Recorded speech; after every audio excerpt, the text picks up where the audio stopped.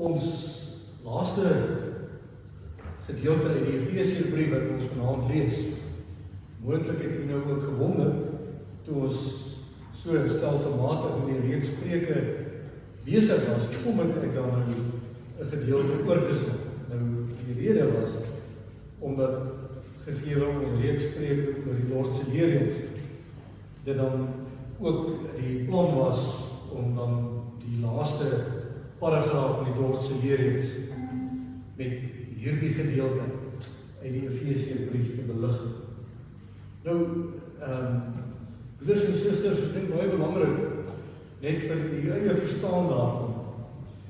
Die Efesiërbrief, het ons al 'n hele paar keer gesê, slaan die brug van, kom ons sê, die teorie, die abstrakte, na die konkrete. So, vanuit die erediens en God se teenwoordigheid, gaan dit oor in die erediens van die lewe. En nou baie interessant, dat sommer baie gou, nadat hoofstuk 4 in aanvang geneem het, gaan die apostel Paulus daartoe oor, om spesifiek na baie konkrete aspekte te kyk, soos woede, leuns, bitterheid, afkrakery, so 'n klomp dinge wat ons met ons tong reg kry. Paulus praat van, ons is besig om 'n vuur in die brand te steek, en later is ek dan nou heeltemal omsingel met hierdie vuur, wat ek deur my eie woordgebruik en taalgebruik aan die brand gesteek het. Want wat eenmaal uit is by jou mond, is uit. En meermale wil 'n mens sê jammer en jammer en jammer en jammer, en dan weet ons ook maar uit ons verhoudingslewe dat dit nie altyd so maklik is om te sê, ek vat hierdie woorde maar net terug. Nou, kom ons lees Efesiërs 4 vers 25, en net terwille van die verband.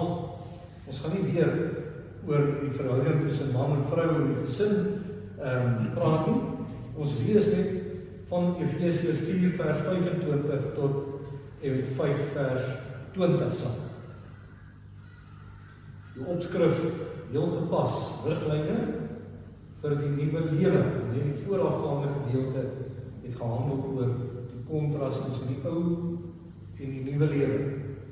En nou, as ons dan nou nie is, vers 25, nou dat julle die valsheid afgelê het, moet julle onder mekaar die waarheid praat, want ons is lede van dieselfde liggaam. Nou die moeilike, as jy kwaad word, moenie sondig nie. En nog moeiliker, en moenie 'n dag kwaad afsluit nie. Moenie die duiwel vatkans gee. As iemand 'n dief is, moet hy ophou steel. Hy moet deur harde werk, eerbare manier, self in al sy lewensonderhoud voorsien, dan sal hy iets hê om vir die armes te gee. Vuil taal moet daar nooit uit julle mond kom. Praat net wat goed en opbouend is, volgens die eis van omstandighede, sodat dit julle hoorders ten goeie kan kom. En moet nie die Heilige Gees van God bedroef nie, want hy het julle as die eiendom van God beseël met die oog op die verlossingsdag. Moet nooit verbitter of opvleend wees of woedend word. Moenie vloek of skel nie. Moet niks doen wat sleg is. Wees goedgesind en hartlik. Hoor jy, daar staan duidelik hartlik en nie haatlik nie. Wees goedgesind en hartlik teenoor mekaar en vergewe mekaar soos God julle ook in Christus vergewe het. Omdat julle kinders van God is en hy julle liefhet, moet julle sy voorbeeld volg. Lewe in liefde soos Christus ons ook liefgehad en om ons ontwil sy lewe as 'n offergawe gegee het. Ja, 'n offer wat vir God aanneemlik was. Soos dit gelowiges betaam, moet daar van ontug, onsedelikheid in enige vorm of gierigheid onder julle selfs geen sprake wees nie. Grove, sinnige of vuil praatjies pas nie by julle nie. Nee, dank aan God pas by julle. Dit moet julle goed besef. Iemand wat ontuig pleeg, onsedelik lewe of gierig geraak is, want gierigheid is afgoderry, het nie deel in die koninkryk van Christus en van God, doelende almal wat hierin volhard. Moenie dat iemand julle met allerlei onwaarhede mislei nie, want daardeur kom die straf van God oor die mense wat aan hom ongehoorsaam is. Met sulke mense moet julle niks te doen hê. Vroeër was julle in die duisternis, maar nou in die Here is julle lig. Leef dan as mense van die lig. In die lig kom alles voort wat goed en reg en waar is. Vra julle voortdurend af of iets vir die Here aanneemlik is, en moenie meedoen aan die vrugtelose praktyke van die duisternis nie, maar stel dit eerder aan die kaak. Dit is 'n skande om selfs te praat oor die dinge wat die ongehoorsame mense in die geheim doen. Maar alles word aan die kaak gestel wanneer die lig daarop val. En as iets bekend geword het, is dit in die lig. Daarom sê die lied, word wakker, jy wat slaap, en staan op uit die dood, en Christus sal jou lewe verlig. Wees baie versigtig hoe jy lewe. Nie soos onverstandige mense nie, maar soos verstandiges. Maak die beste gebruik van elke geleentheid, en oor opportuniteit, want ons lewe in 'n goddelose tyd. Moet daarom nie onverstandig optree nie, maar probeer te weet kom wat die Here wil dat julle moet doen. Moet julle nie aan drank te buite gaan nie, daarmee gaan losbandigheid gepaard. Nee, laat die Gees julle vervul en sing onder mekaar psalms, lofgesange en ander geestelike liedere, sing met julle hele hart tot eer van die Here. Dank God die Vader altyd oor alles in die naam van ons Here Jesus Christus. Ons het die laaste woorde vermoed ek 2 weke gelede redelik in detail oor gehandel, maar dit word 'n mooi knooppunt, 'n mooi hoogtepunt van hierdie perikoop. Ons fokusverse trek saam met vers 26 en 27. As julle kwaad word, moenie sondig en moenie 'n dag kwaad afsluit. Moenie die duiwel vat kans nie. Net daar die 2 verse wat ons dan ook gebruik as 'n lens waardeur ons gaan kyk na 'n ongelooflike kragtige paragraaf in die Lordse Leerreëls hoofstuk 5, is paragraaf 13. Wanneer die vertroue in die volharding weer lewendig word, ons gesê gelowiges kan in sonde val, maar deur die genade van die Here nooit hierin vervalle raak. Die Here het altyd 'n manier waardeur hy ons optel uit die val. So wanneer die vertroue en die volharding weer lewendig word in hulle wat uit 'n val in sonde weer opgerig word, bring dit geen ligsinnigheid of verwaarlosing van die vroomheid nie. Dit onderstreep ons. Geen ligsinnigheid van die vroomheid nie, maar eerder 'n baie groter besorgdheid om nougeset die paaie van die Here te bewaar. Ons onderstreep dit ook, om nougeset die paaie van die Here te bewaar. Hierdie paaie is van tevore gemaak, hoor net hoe vertroosting. So hierdie pad is geteer in jou lewe. Wanneer hulle daarop loop, behou hulle gevolglik die sekerheid van hulle volharding. So, al daardie moeite, skrifstudie, Bybelstudie, eredienste, alles wat dan ook dan uitgedeel is aan my, het gehelp in hierdie pad. Wanneer hulle daarop loop, behou hulle gevolglik die sekerheid van hulle volharding. 'n verdere gevolg is dat die aangesig van die versoende God, waarvan die aanskouing van die gelowiges soeter as die lewe en die verberging bitterder as die dood is, nie weer eens hulle misbruik van sy vaderlike goedheid van hulle afgewend word en hulle so swaarder in gemoedskwellings verval.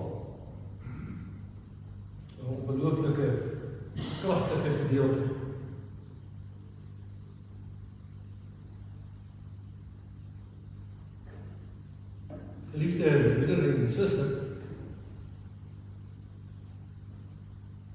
kom ons skets aan die hand van dit wat ons gelees het.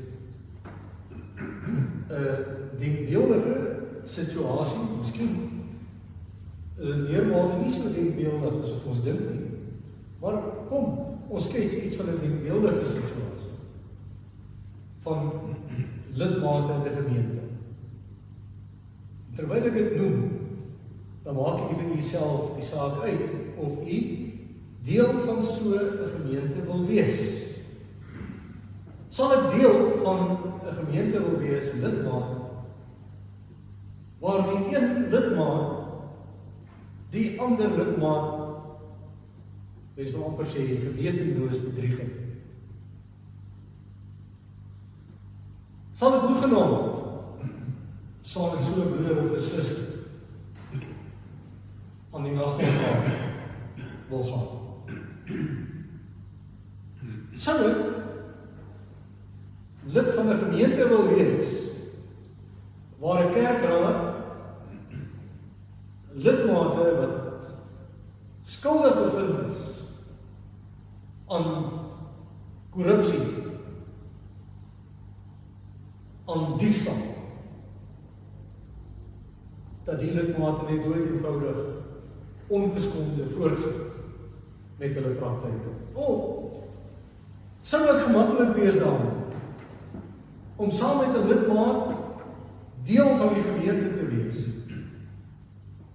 wat die bekendheid het vir vuil, gekruide taal, veral wanneer die lidmaat 1 of 2 te veel gevat het.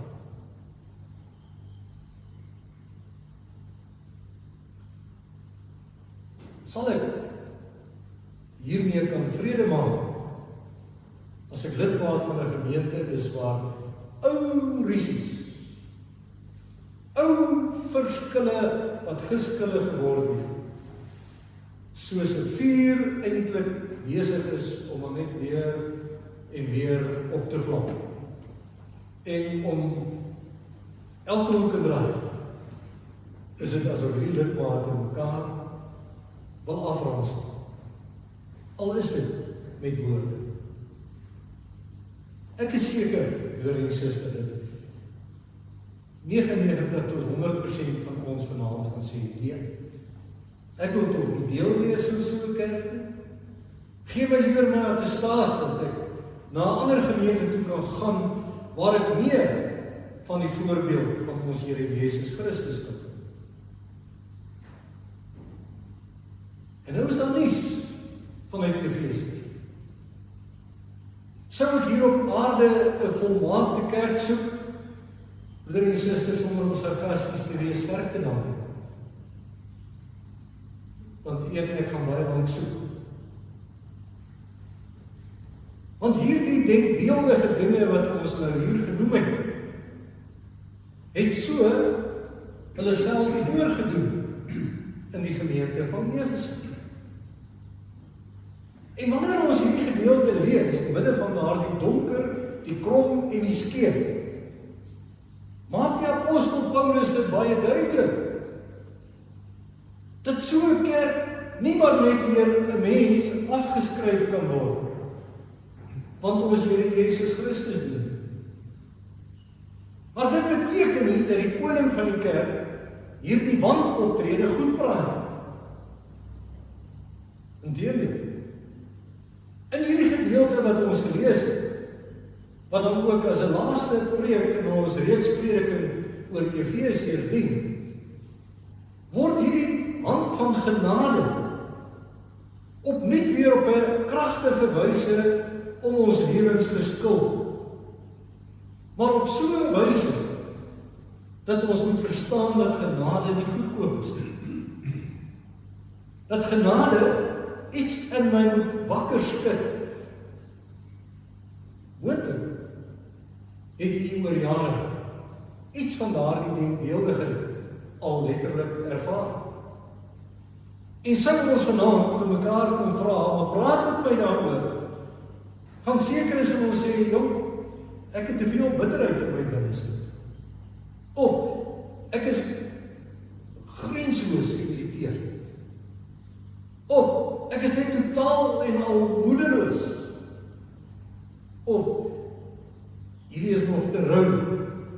my binneste is.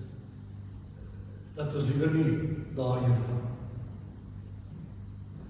Nou dan kan jy jouself indink, broeder en suster, hoe die apostel Paulus moes gevoel. Hy het die langste in die gemeente van Efese bedien. Hy het nagenoeg 3 jaar op 'n gereelde basis die woord van die Here aan die gelowiges bedien. En dan kom al hierdie dinge wat ons genoem het op een of ander wyse in hierdie geloofsgemeenskap voor. En is baie duidelik dat die opsieners, kom ons noem dit dan in ons taal uitgedruk, die kerkraad, boonop net niks hieraan gedoen het. Nie een van die lidmate is tot orde gedoen. Paulus sê maklik vanuit die tronk kom redeneer en sê, maar as ek dan nou al die moeite gedoen, dan beteken dit ons eintlik ek het my asem gemors. Dan beteken dit ons hierdie dienswerk van my was totaal en al nutteloos.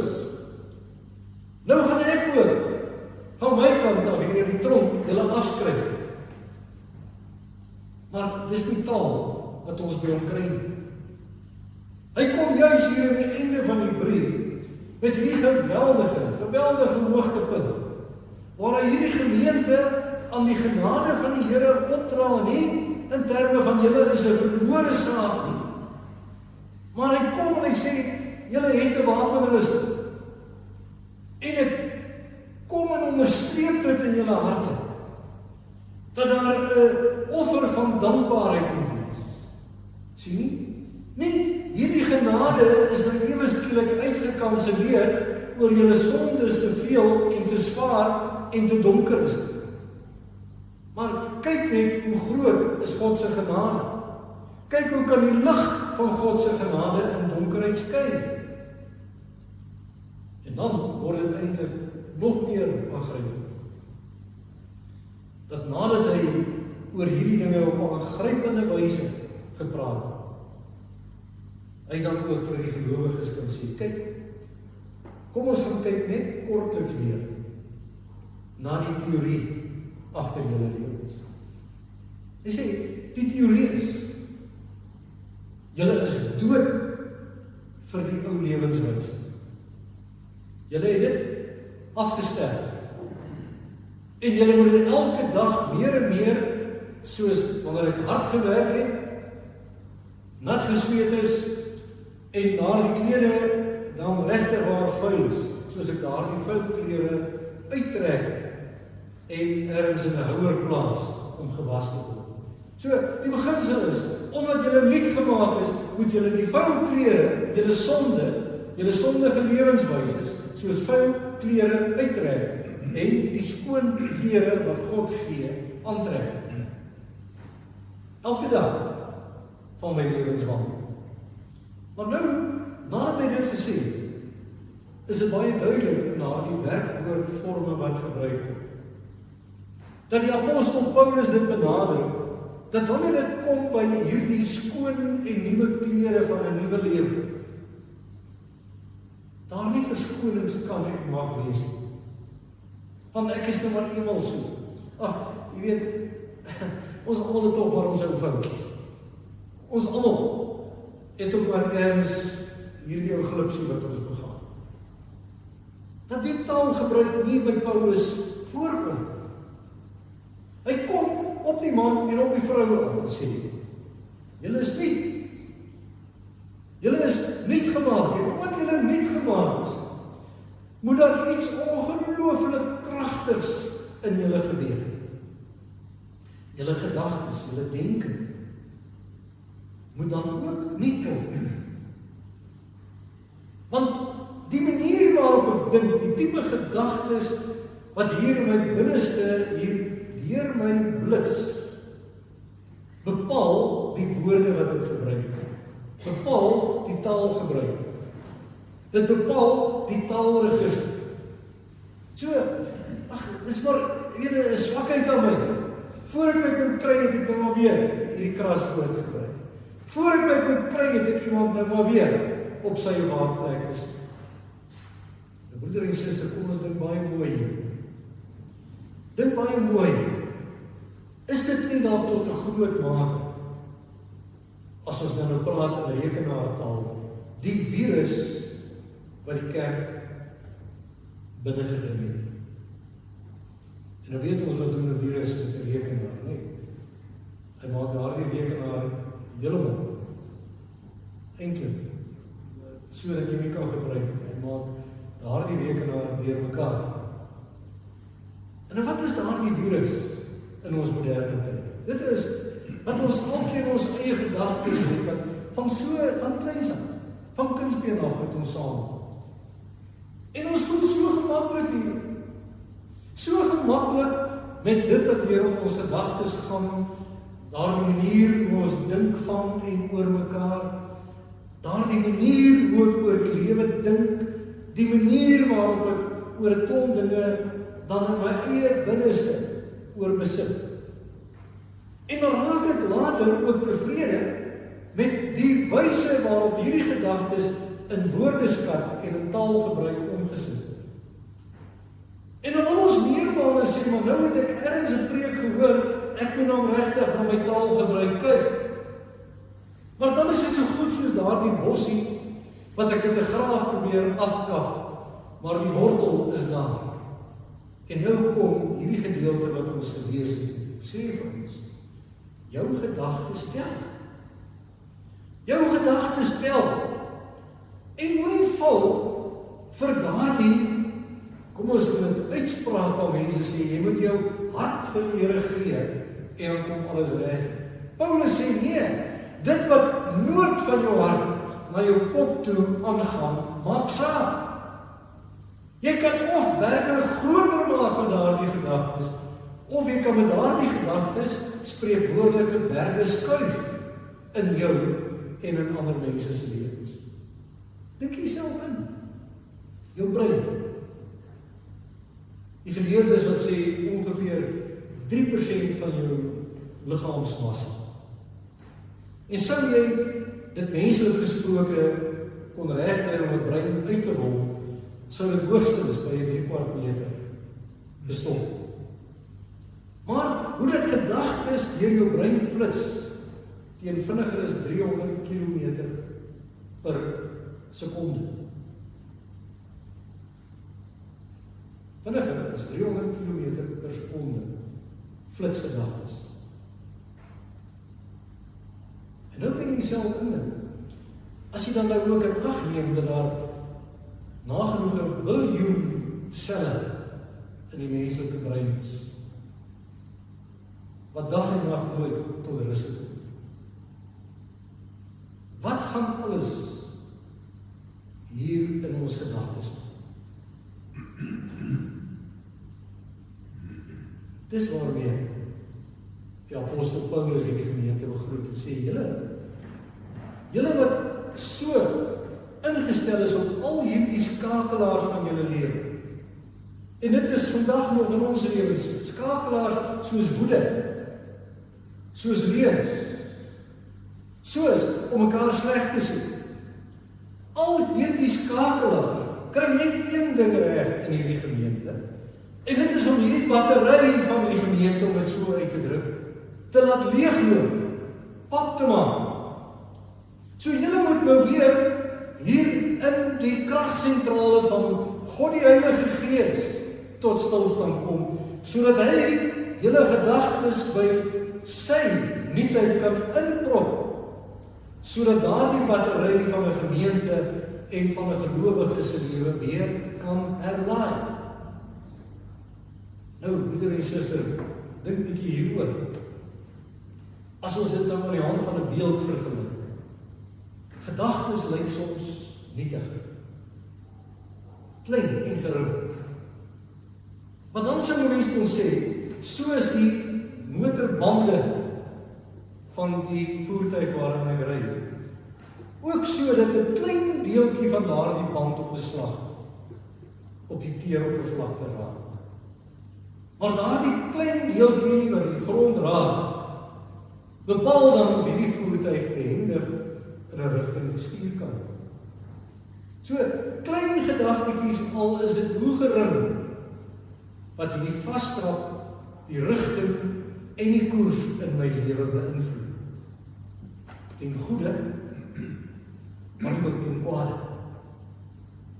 En nou, nadat ons dit met mekaar gedeel het, maak ons hierdie venster oop. En ons sê, kom ons druk dit eers, soos dit hier staan in die oorspronklike soort. God gee aan ons 'n nuwe kop, 'n nuwe denkrigting, deur die kragtige werking van die Heilige Gees, sodat ek sowel met my gedagtes en woorde die spreekwoordelike berge kan versit. So, iets moet hier gebeur. My gedagtes moet nuut word, om ook nie te praat. En dan val die saak, dink ek logies gesproke, uit in 2 gedagtes. En dit is in die eerste plek die noodsaaklikheid om nie te dink, en dan in die tweede instansie die opdrag om grond van nuwe denke ook nie te leer praat met, van en oor mekaar. Kom ons staan by die gedagte stil. Nou, broeder en suster, ons het gesê, jou gedagtes tel. Dit het ons in paragraaf 13 van die Dordtse reëls ook. So, as God dan op 'n sekere wyse in my lewe werk, die genade werksaam in my lewe maak, my moet optel uit al daardie dwaalweë, dan begin ek op 'n ander manier dink, en daardie manier maak my nog meer vasberade om die pad te loop wat die Here in my lewe gebaan het. Nou, ons wil baie keer by die agterdeur inkom en sê, maar ek moet my woorde en my taal gebruik, iets aan doen. En hoe meer ek daarvan probeer werk, hoe meer sukkel ek, want ek het nie aan my gedagtes gewerk. So, ons lees thuis die Bybel. Ons woon eredienste by. Maar nadat ek gelees het, nadat ek gehoor het, wil ek my eie gedagtes weer vir myself neem, en ek wil hiermee op loop sit in die strate, na my woon en na my werkplek, na my verhoudingslewe toe. En wat beleef ons op 'n daaglikse wyse? Woorde brand verhoudinge. Net so, en laat ons tog nie val vir daardie leer van, ag, ek het nou die glips van die tong gehad. Daar's tog nie glips van die tong. Dit wat hier uitkom by my mond, het ergens daardie vrugbare teelaarde van gedagtes. So, u hoor, wat is die erns van dit waarmee ons vandaan by stilstaan? Hoe word ek nuut? Hoe tel dit wat noord van my hart gebeur in my lewe? Nou vir Paulus is die saak eintlik iets wat baie meer omvangryk is. Van vers 15 af tot 24 kom die apostel Paulus en sê, ja, nou dat julle nuut geword het, nou dat julle nuut geword het, met ander woorde, nou dat julle in Christus eintlik herskep is, dis die woord wat hy hier gebruik, moet daar ook nuwe dinge in jou lewe plaasvind. Die woord nuut wat hy hier gebruik, beteken letterlik, en dis die Griekse woord waar gebruik word, die woord kainos. En kainos is nie maar net 'n gereedskapstuk wat stikkend is, of 'n motorkar wat 'n duik of 2 in het, en dan word hy gepaneelklop, en hy word nou gespuitverf, en alles is weer reg. Sou dit die begrip gewees het, sou die begrip neos moes gebruik. Iets wat oorgedoen is, maar eintlik maar net presies dieselfde is. Hy gebruik die woord kainos. En die woord kainos sê, dis 'n totale herskepping. Dis iets wat nie dieselfde is as wat dit was. So, vir elkeen van ons, hierdie kragtige oproep, dat wanneer ek met sekere woorde, sekere taal gebruik in my lewe omgaan, dat dit 'n direkte aanklag is, 'n direkte vingerwysing is, na hoe eg hierdie nuutwees dan werklik is. Vir enige elektriese toestel om dan funksioneel te kan wees en te kan werk, moet dit mos ingeprop wees. Ingeprop wees by 'n skakelaar, 'n muurprop, om ook daardie energie te tap, om dan ook 'n werking voort te bring. En dis die gedagte wat Paulus hier gebruik. Laat julle jouself inprop by God die Heilige Gees.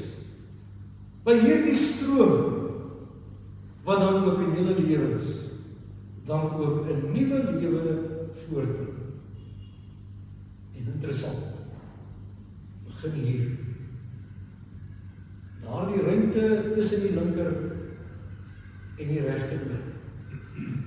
Begin daar, deur werklik ingeprop te wees, en dinge te bedink volgens die eis van omstandighede, volgens die gedeelte wat opbouend is, en nie afbreekend is. Dink aan 'n vulkaan. Lang voordat 'n vulkaan tot uitbarsting kom, is daardie gekreun en daardie geruis al duidelik hoorbaar. En hoe kom hierdie vulkaniese uitbarsting in ons lewens na vore? Deur dit wat ek hier in my binneste bedink, en op 'n gegewe moment, dan kom dit uit in woorde. Hier gebruik Paulus daardie woorde van vuil taal, leuns, bitterheid, bedrog. Nou broeder en suster, kom ons raak prakties. Iewers het iemand, almal van ons al, te nagaan.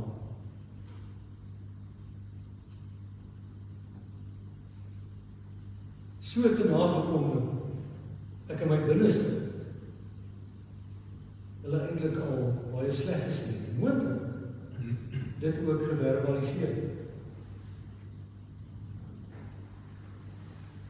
Nou, dieselfde vuil lug wat ons vir jare en jare en jare na die tyd hersirkuleer. En dan het ons soms hierdie onvergenoegdheid, dat het vir my voel asof ek nie naby die Here is nie. Maar is dit nie dalk omdat ons deur al hierdie dinge eintlik hierdie skeidingsmure tussen ons en die Here kom opstaan, het eerbied gesien.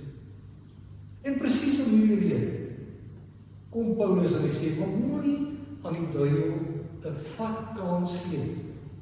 Nou hierdie woord wat hy in oorspronklik gebruik, sê, moenie om die geleentheid te gee om te vat en weer te vervat nie. Want wanneer hy 'n tweede en 'n derde keer vat, dan vat hy. Ons het vanoggend iets daarvan belig in die predik. So moenie aan die duiwel 'n vatkans gee deur dit wat by jou mond uitkom, omdat jy dit hier in jou gedagtes bedink nie. Iets moet gedoen word. En nou kom die apostel Paulus en hy maak dit nog meer konkreet en eintlik bitter moeilik. Hy sê, en wanneer julle kwaad word, wanneer julle woedend word, moenie sondig. Nou menslik gesproke wil 'n mens vra, hoe op die aarde kry 'n mens dit reg? En tog is dit die woorde wat hier gebruik word. Jy sien, vir Paulus is dit baie duidelik, hy is nie werklikheidsvreemd nie.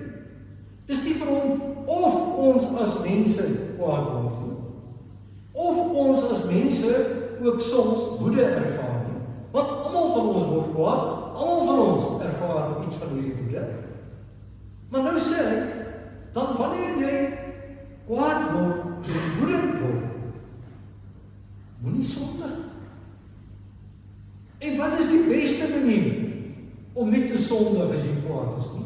Deur die son nie te laat ondergaan oor die woede wat in jou opgekom het. Soos die woede opkom, moenie die son laat ondergaan, voordat daardie kwaad, daardie woede, uit die weg geruim is. Jy sal sê, dit is moeilik. Ek sal sê, baie moeilik. Die woord sê, dis wat reg is. Want as jy woede in die geleentheid gee om pos te vat, bring dit bitterheid, bring blokke, dit bring daardie gevoelens en voornemens voort van ons. Ek skuld jou iets, of onthou die wiel draai. Hy draai dalk stadig, maar hy draai. Iewers gaan ek of iemand anders vir jou kom. Moenie aan die duiwel 'n vatkans gee, sê die gedeelte. Nou as ons dan in die duiwel die vatkans moet gee, waar begin het? En nou is die apostel Paulus hieroor duidelik, en hy sê, deur nie die Heilige Gees te bedroef, hartseer te maak, met dit wat hier aangaan. So plaas hierdie gedagtes in jou brein, soos klei in die hande van die pottebakker. Neem elke gedagte wat oor jou pad kom gevangen, sê die Korintiërs. Arresteer daardie gedagtes. Gaan oordink dit. Gaan oordink dit. En maak dit oop hier onder die soeklig van God se woord. Om dit te kom reinig. Want hoekom? Wat sê Paulus? Die rede hoekom het so moet wees. Hoekom ons nie die Gees moet bedroef. God die Heilige Gees het ons immers as hierdie kosbare pakkie kom verseël met die oog op die wederkoms. En wat doen hy op 'n daaglikse basis? Hy begenadig ons op hierdie pad van heiligmaking. Daardie pad van elke dag nader en nader aan die Here lewe, en deur my gedagtes en my woorde, wat soos 'n vuur is wat ek in die brand steek, want met dieselfde tong loof ons die Here, en met dieselfde tong vervloek ons mense, wat deur God geskep is. Kom ons en ons, om dit met eerbied dan te stel, en ons kom rol met hierdie kosbare pakkie wat bedoel is om verseël by die wederkoms aan te kom. Sien jy hoe maak ons dit eintlik ongelooflik maklik vir die saak? Deurdat ons dan hierdie virus toelaat om in ons binneste verwoesting te saai. Dit dink weer net, broeder en suster. Hoeveel keer sal ek sê, ja, die boodskap wat ek gehoor het my regtig geraak. Maar vir hoe lang het my jou geraak? Paar minute? En dan weg is dit. En dan begin ons weer dink oor dit en dat en dat. Nou, die armoede, broeder en suster, in die hedendaagse kerk, is dat ons so maklik in die wêreld daar buite kan praat van hierdie persoon of daardie instansie is breindood. Baie lelike uitdrukking, maar tog 'n mate van waarheid. So, wat het 'n mens se brein nodig? Suurstof. Jy het skoon lug nodig. En as ek nou dieselfde vuil lug bly inasem en bedink, dan verbaas dit 'n mens nie. Dat daardie vuil taal, lelike taal, afbreekende taal, skindertaal, noem dit wat jy wil, op 'n daaglikse wyse verhoudings tussen mense kom stukkend klink. Dis wat gebeur. Gebeur in die huwelik, gebeur tussen ouer en kind, gebeur in gemeentes, gebeur binne werkskringe. So, moenie die Heilige Gees bedroef nie, maar word, sê hierdie gedeelte, navolgers van ons Here Jesus Christus. Hierdie woord mimeta wat hier gebruik word. beteken nie om iets na te boots nie, maar dit beteken om in die spore te gaan trap, soos daardie klein kindjie wat pa of ma in die sand sien loop en in daardie voetspore wil trap. Gaan trap in die voetspore van die Here. Miskien, nee, baie van u het al kleinkinders, van jou moontlik dan ook al agterkleinkinders, maar een van die aangrypendste voorbeelde van hierdie navolging kry ons wanneer kindertjies, klein kindertjies, huis speel of wanneer hulle onderwyser en kind speel. So wat hoor jy onmiddellik by daardie kind? Hierdie seun op, soos 'n baal optree. En die dogtertjie maar soos ma sal optree. Of daardie kind wat optree soos die onderwyser optree. Nee, dat die stout kinders dan ook dissiplineer. So, iets van hierdie gedagte, dat ons vanweë hierdie groot verering wat ons vir God het en in hierdie geloof, ook met die manier waarop ons praat, die manier waarop ons dink, die manier waarop ons reageer, duidelik kan wys aan wie ons behoort. Want ek behoort aan hom, met liggaam en siel, in lewe en in sterwe. En dis hoekom die Efesiërsbrief hierdie ding en hierdie saak benadering van word vol van die Heilige Gees. Bedoelende, word so vol van die suurstof van die Heilige Gees, dat julle nuut en skoon sal word. Sodat julle ook dinge begin bedink wat saak maak. En nou het ons dit ook gelees, ons het behandel 'n vorige keer. Sodat julle onder mekaar gaan begin sing. Dat julle onder mekaar gaan begin bid. Dat julle onder mekaar opbouende dinge gaan praat van, ek gaan nie hierdie ding wat ek graag wil sê, om jou by te kom en jou te raps hiermee. Dit gaan nie by my mond uitkom nie. Ek gaan eerder iets gebruik wat jou opbou in die geloof. Al is dit op hierdie stadium vir my so moeilik, want ek hou nie van jou. Op grond van wat jy aan my gedoen. Jy kom agter. Jy kom agter. Dit vra iets. En daardie iets is aan die kruis op Golgotha vir ons uit genade geskep. God wat ons kom vryspreek. En wat moet ons doen om nie te word in ons gedagtes? Ons moet ons gedagtes en ons woorde gaan doop in die bloed van ons Here Jesus Christus. So, ek moet spreek woorde elke oomblik van die dag hier by die voeteneinde van die kruis kom en ook weer besef, wat het ons Here Jesus Christus als vir my gedoen? En wanneer ek my naam daar by die voeteneinde van die kruis skryf, dan moet ek mos medebroeders en susters, ander persone se name ook daar kan neerskryf. Want ek bepaal tog nie wie word verlos en wie word nie verlos nie. Jy besef nou, ons het soveel wonderlike woorde vanuit die Bybel. Genade, liefde, verlossing, geregtigheid. En ons kan vir baie lank aanhou om die begrippe op te doen. Maar hierdie begrippe is soos gereedskappe daar ergens in 'n motorhuis, in 'n stoor staan, geroes is, omdat dit nie gebruik word. Of baie selektief gebruik word. Genade en verlossing en liefde en al die dinge geld net vir my. Want wanneer ek iets verkeerd sou doen, was dit maar 'n ou foutjie.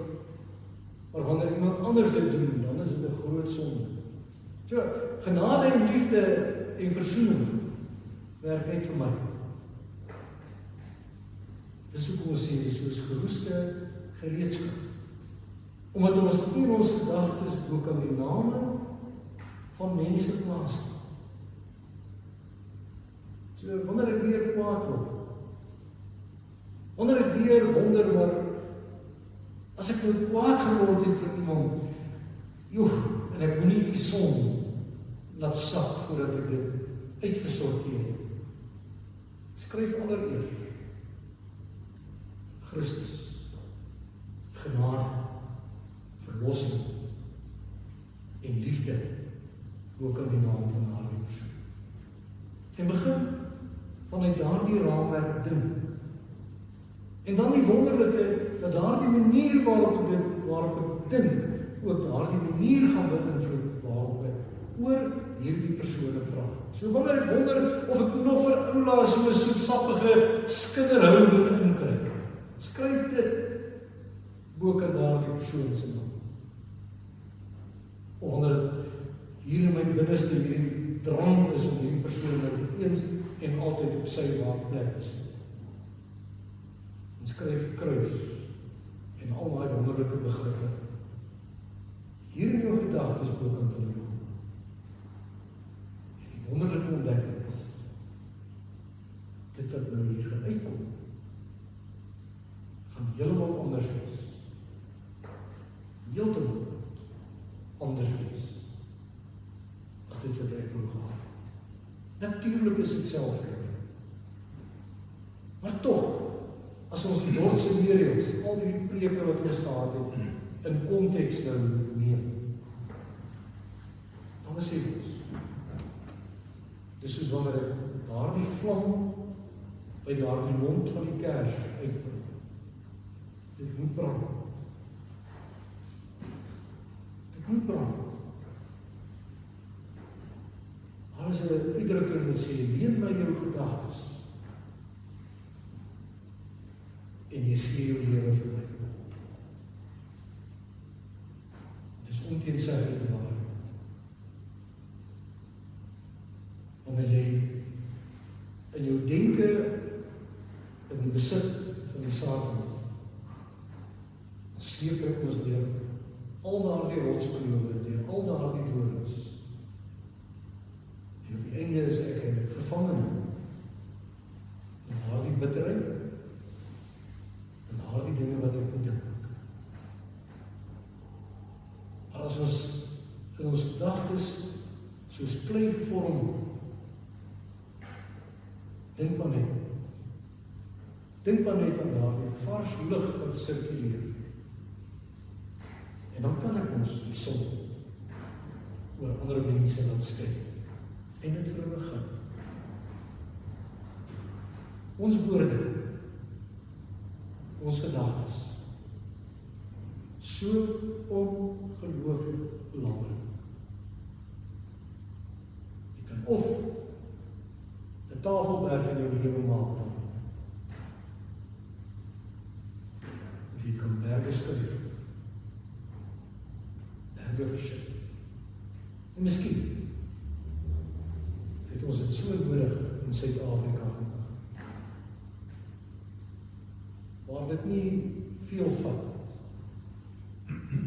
en ons praat op baie ongure wyse oor politici, en leiers, en kerk, en mense. Het staan die mense wat my warm om die kraag maak.